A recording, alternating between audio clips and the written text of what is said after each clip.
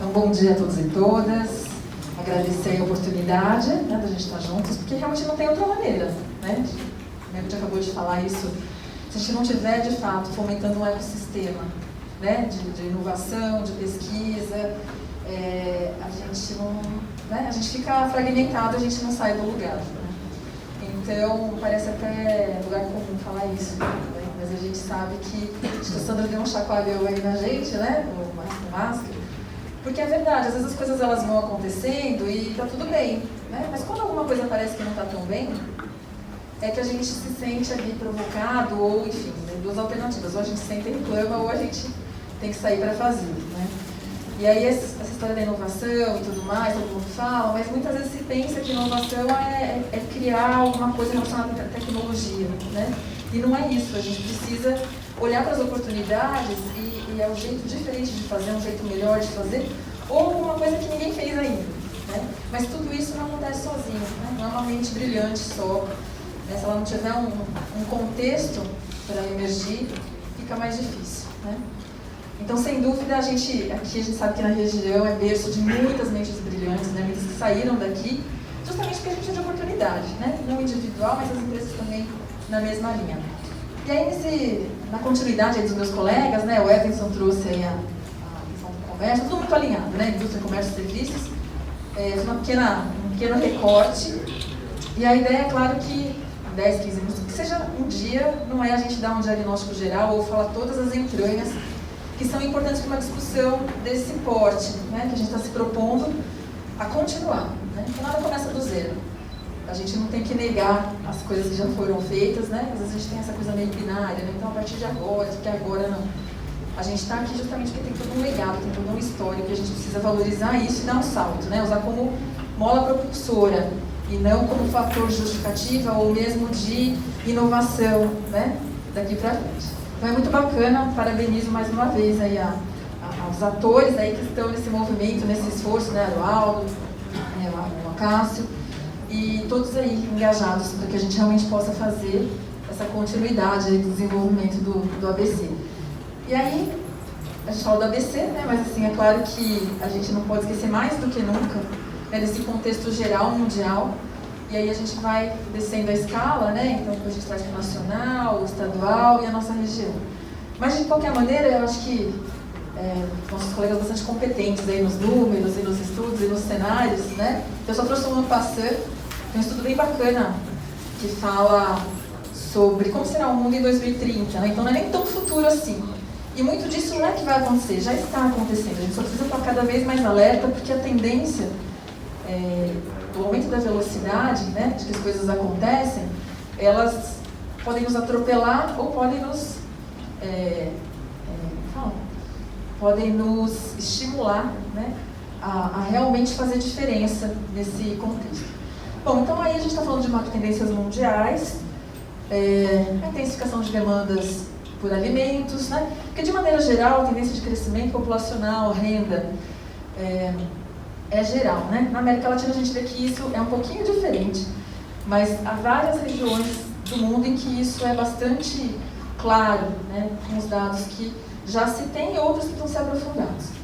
Então, aumento da demanda por energia, expansão do entretenimento e turismo, principalmente no contexto em que a gente percebeu e viu forçadamente, né, que as tecnologias ajudaram também a liberar horas, né, dos trabalhadores, sejam eles de qualquer segmento, né, para também aproveitar outras oportunidades que tem no seu dia. Né. Parece alguma coisa bem restrita, mas isso sou eu que penso assim, não. Isso é um movimento, né, onde se percebe essas brechas. Então, entretenimento relacionado à expansão do turismo. E turismo não é só, a gente vai falar um pouquinho depois, né? Não é só lazer, não é só viajar, né, para lazer. A gente percebe cada vez mais essa oportunidade do turismo vinculado, agregado a outros setores, né, e gerando negócio em várias dimensões. Mudança no padrão de produção, como também já foi falado, a questão da sustentabilidade, urbanização e emergência das megacidades, então cidades, né, as smart cities, outros serviços agregados possibilitados pela tecnologia, infraestrutura moderna e competitiva, envelhecimento da população, nosso país, né, bastante afetado por isso, né, e aumento das tensões geopolíticas. E isso são dados, né? Isso é bom ou isso é ruim? Não dá para a gente pensar dessa maneira. Mas todos esses fatores podem afetar, já afetam, positivamente o nosso país ou negativamente, dependendo das opções e do contexto que a gente, né, caminhar ou continuar caminhando por aí. E, obviamente, isso vem para o reflexo disso aqui, né? E fazendo recorte para a área de serviços, em linhas gerais, né, com essa pré-pandemia, pandemia e pós-pandemia, assim, nesse momento a gente tem aí, do semestre passado para cá, uma visão bastante positiva, né, dos especialistas. Claro que isso tem a ver também com a questão da vacinação, com a questão da a retomada. Então existe um cenário, uma perspectiva bastante positiva, né? Só que ela, né, só número, crescimento de número não reflete tudo que a gente precisa saber, né? Então o setor, apesar dele ser grande, ele ser diverso, quer dizer, ele tem todo um potencial que ainda não é totalmente explorado, mas ele sofre bastante, né? Principalmente nesse momento aí, com a questão da inflação, né? O endividamento familiar, o alto número de desempregados. Então as perspectivas são melhores, né, com o controle da pandemia. Mas existem questões estruturais que precisam ser olhadas, isso não é de agora, né, e trabalhadas para que realmente as coisas aconteçam de uma maneira mais próprias, né, mais assertivas. Porque elas acontecem, né, mas aí o como isso se dá é que pode ser visto como positivo ou negativo para uma região. Então, os desafios, alguns desafios, né, gente, são muitos desafios. Toda vez que a gente fala de desafio, mistura um pouco, né? Perspectiva, desafio, tendência, possibilidades, porque sempre é isso, né? Uma questão do olhar e da profundidade de análise. Se a gente considera, às vezes, um desafio como um problema, tudo fica mais difícil, né? Mas enquanto que para uns, um desafio se coloca como um problema, para outros a gente sabe que ele é uma baita oportunidade, né? Muitas vezes é isso. Não tem aquela história, né? Uns choram, outros vendem lenços, né? Sempre existe esse contexto aí. Então a dificuldade, a gente estava até falando no início, né, o Everson, o Mauro, da dificuldade, né, que é planejar nessa área. Né, no momento atual, muito mais. Por conta das variações, né, dos dados, que muitas vezes eles não se conversam ou eles são muito passado, né, e aquilo que está acontecendo às vezes não reflete aquilo que realmente precisa basear uma tomada de decisão. Então, essa questão das variações, né? Um dia, e aqui a gente tem vivido situações parecidas, você vai num restaurante, ele está cheio, você não consegue entrar. No outro dia você vai, na outra semana, no mesmo dia, está vazio. E aí aquela estrutura, né, como que se segura?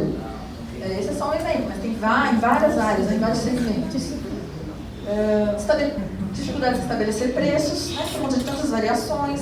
É diferente de um produto, né, onde você minimamente consegue ali, né, serviço é um pouco diferente, tem algumas questões intangíveis ali que muitas vezes dificulta, né, para quem está no negócio e fazer grandes projeções aí, né. Então, algumas instabilidades, sendo bem conservadora, né, algumas, não favorecem muito, né, quando a gente pensa de uma consolidação mesmo, de uma robustez aí no setor, né.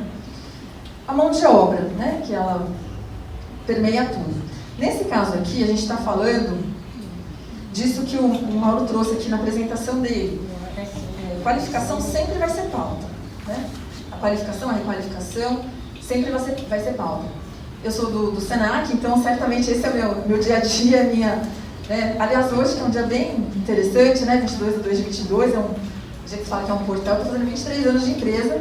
E eu achei muito simbólico, né, falar sobre essas questões que são do nosso dia a dia. A qualificação, em diversos níveis e modalidades, elas são realmente pauta sempre.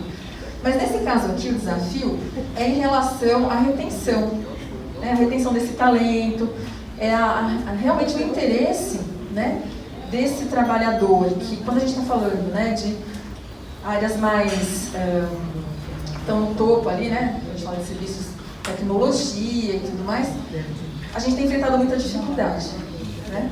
Porque hoje você não trabalha, porque você está aqui né? Nessa sua região só. Né? Essas áreas, ainda mais eu falo de out-office, né? Que não é ruim, você não está na sua casa para trabalhar. Ela realmente te permite ser contratado por outras empresas em outros lugares do mundo. Então, nesse sentido, às vezes a pessoa até está baseada aqui, mas ela está trabalhando para um outro país, para um outro estado, para uma outra região, né? Enfim, aqueles desafios ali, dados para embasar e tudo mais. Tendências. De novo, tendências como oportunidade ou desafios, como o Everson trouxe, né? Às vezes, para aquele pequenininho que está ali, o que acontece? Né? Ele consegue entrar no clube de assinatura ou pensar alguma coisa nesse sentido, né? Que é alguma coisa que cresce assim, de uma maneira, em várias frentes, assim, de uma maneira muito grande. Né? A realidade virtual, então, muitos serviços, né, de academia, arte, cinema e entretenimento, utilizando a realidade virtual. Então, não existe só um modelo, né, de academia, de prestação de serviço nesse sentido. Uma necessidade de maior investimento em segurança de dados, não só por conta das leis de proteção, né, de dados, mas também em relação às fraudes. E aí, a gente sabe que também, além de tudo, muitas vezes o empresário, o prestador de serviço, ele acaba sofrendo com isso, né? Então, toda a tecnologia aí a favor, mas às vezes ele não acessa, né? Então, é uma tendência que precisa investir mais nesse sentido. Comodidade do cliente, né? Então, dificilmente hoje você consegue pensar em se desenvolver mais se você não tiver um investimento nessa linha de frente. Não que você tenha que saber tudo disso, pelo contrário. Aí começam outros prestadores de serviço, né? Não são grandes empresas, mas são profissionais que estão ali buscando essa qualificação e se arriscando mesmo, né?